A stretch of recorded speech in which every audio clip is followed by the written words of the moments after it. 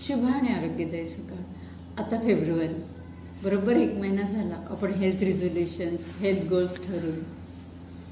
आता मला सांगा, किती जणांनी खूप सिन्सिअरली एक्सरसाइज रुटीन केलं आहे, व्यवस्थित डाएट घेतलेला आहे किंवा स्मोकिंग स्टॉप केली आहे, जे काय हेल्थ गोल होते ते.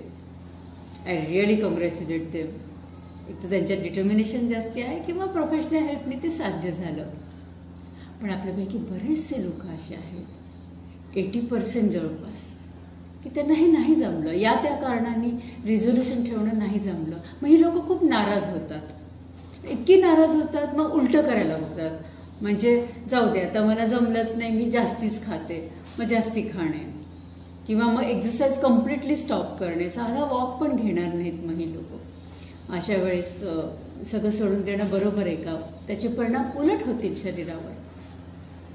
Quitting is not an option. म्हणून आपण एक वेगळा अप्रोच आज शिकूया 80% लोकांसाठी. Slow, steady, enjoyable approach.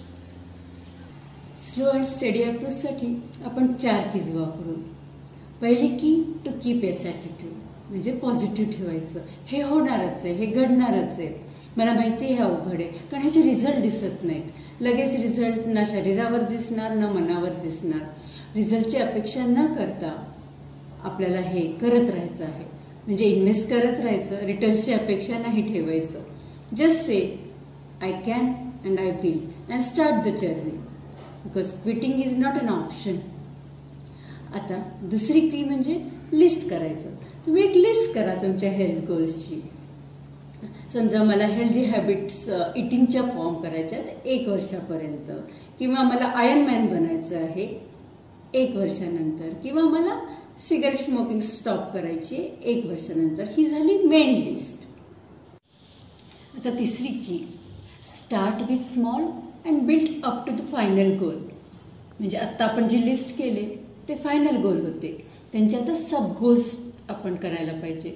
For example, iron man बनायचं आहे, तर एक सब गोल्स पाहिजे. पहिल्या महिन्यात, पहिल्या आठवड्यात, दुसऱ्या महिन्यात आपण काय करणार आहोत, आणि स्लोली आपण बिल्डअप करतो.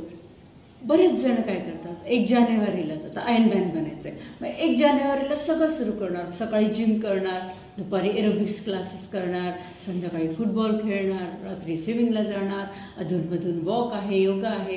मग याने काय होतं, ह्याचे उलटे परिणाम शरीरावर होतात आणि आपण सगळं सोडून देतो.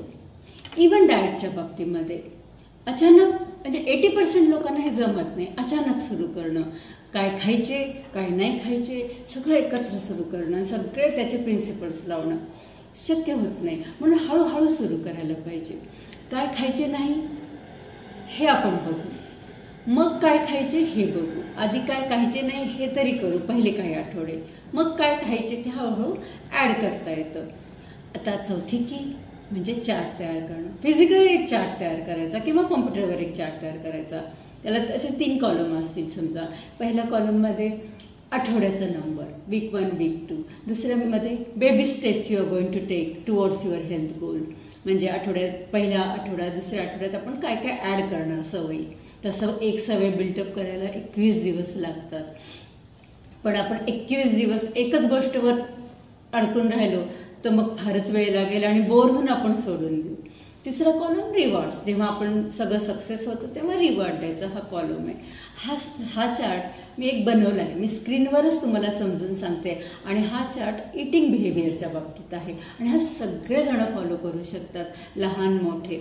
जितका वेळ मी सांगितला आहे तितक्या वेळ, म्हणजे साधारण 6 वीक सगळेजण फॉलो करू शकतात आणि सगळेजण हा चार्ट तयार करू शकतात. आता आपण पाहू. आता आपण चार्ट करून बेबी हेल्थ स्टेप्स कशा घ्यायच्या त्या पाहू. वीक 1 पहिल्या दिवशीच आपण लिहू की या वीकमध्ये मी कुठलेही सॉफ्ट ड्रिंक्स बाहेरचे घेणार नाही 7 दिवस. आणि आठवडा झाला की एक स्माइली टाकू आणि एखादं बक्षीस, पण ते खाण्याचं नसावं. पहिल्याच वीकला खाण्याचं बक्षीस नको. दुसरा वीक आपण अजून एखादा हेल्थ हॅबिट ऍड करू. समजा मी जंक फूड घेणार नाही, आउटसाइड जंक फूड मी घेणार नाही.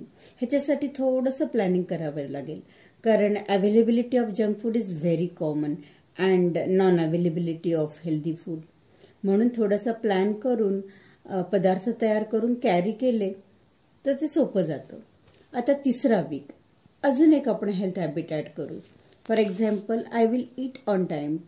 1 तास मागे पुढे चालेल, पण I will eat on time. मग 4था वीक आला.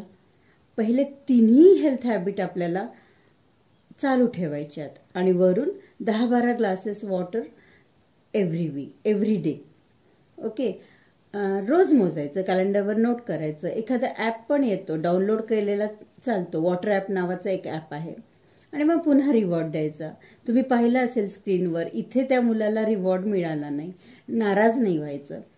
Quitting is not an option. सोडून नाही द्यायचंय. मग पुढचा 5वा वीक, त्याच्यामध्ये पहिले 4ही हेल्थ हॅबिट्स कंटिन्यू ठेवून अजून एखादा हेल्थ हॅबिट आपण ॲड करू. समजा ड्रायफ्रूट आणि फ्रूट मी रोज घेणार. मग पुढचा वीक आणि शेवटचा वीक, त्याच्यामध्ये शेवटचा म्हणजे या लिस्टमधला शेवटचा, त्याच्यामध्ये मी लिहिलंय की मी रोज सॅलड आणि प्रोटीन सोर्सेस खाणार. प्रत्येक मीलमध्ये सॅलड आणि प्रोटीन सोर्स घेणं शरीरासाठी आणि सर्वांसाठी अतिशय उत्तम आहे.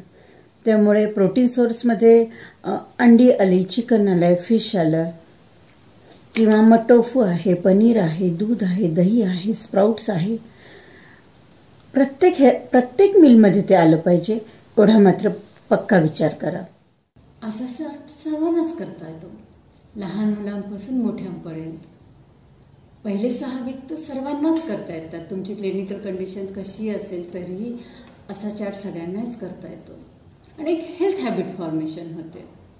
जरी एक हेल्थ हॅबिट फॉर्म व्हायला 21 दिवस लागतात युजली, परंतु एवढ्या दिवस आपण एक छोटीशी सवय लावत बसलो तर खूप वेळ लागेल, मग आपला इंटरेस्ट निघून जातो. त्यापेक्षा हळूहळू आपोआप या हेल्थ हॅबिट फॉर्मेशन होतात. स्पेशली कॉलेज गोईंग स्टुडंट्सला तुम्ही सांगितलं की हे खाऊ नको, हे खा, ही एक्सरसाइज कर, इतक्या वाजता झोप, सगळं एकदम बंबार्डिंग केलं की ते काहीच करू शकत नाहीत. त्यामुळे त्यांच्या बाबतीत असा चार्ट करणं फार चांगलं आहे. एक अचिव्हमेंटचा सेन्स येतो, रिवॉर्ड मिळतो, म्हणून मग ही जर्नी खूप एन्जॉयबल होते.